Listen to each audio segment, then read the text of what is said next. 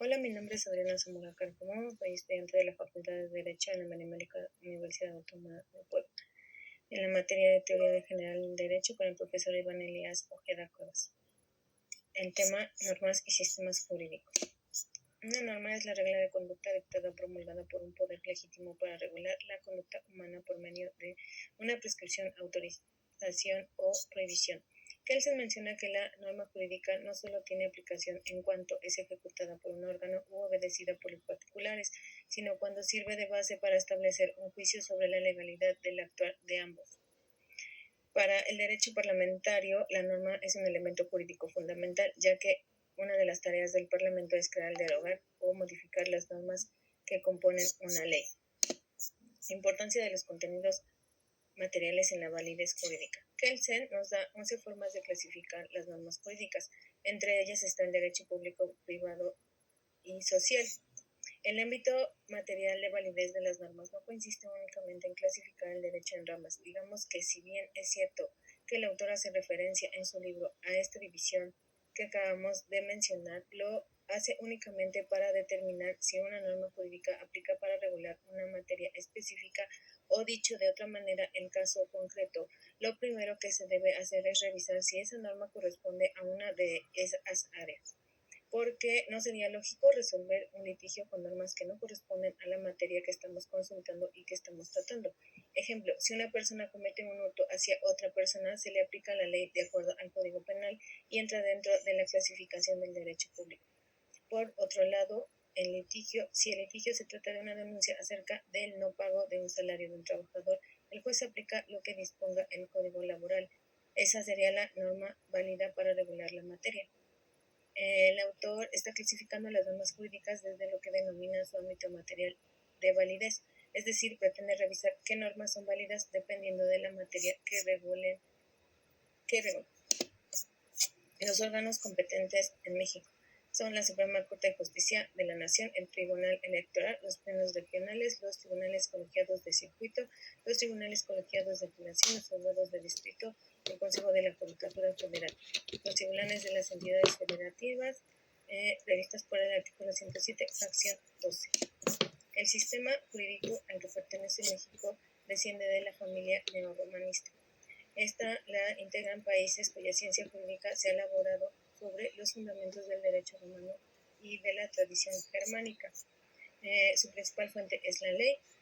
Su religión está separada del orden jurídico. Sus fuentes son ley, costumbre, jurisprudencia, tratados internacionales. El sistema jurídico mexicano su origen es la Constitución de 1824.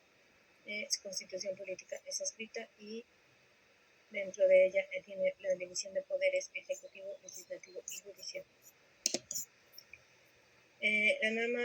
Una norma que está vigente actualmente en nuestro país es el artículo 15 de la Ley Federal del Trabajo.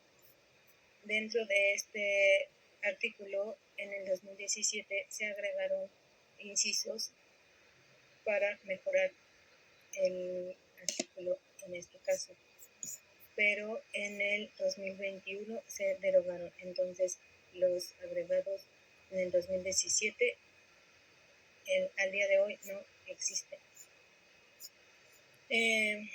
Esto es de la prestación de servicios del personal y su contratación. Es un esquema muy común que ha sido adoptado por diversas empresas con el fin de administrar de manera más eficiente los recursos humanos. Sin embargo, el abuso de estas estructuras surge ya que se utilizó para evadir de manera importante los impuestos de nómina del ISR, IMSS, Infonavit, entre otros. La antinomia. El problema sobre la incompatibilidad de las normas ha sido a través de los tiempos una dificultad a resolver que se ha dado el tratamiento de antinomias.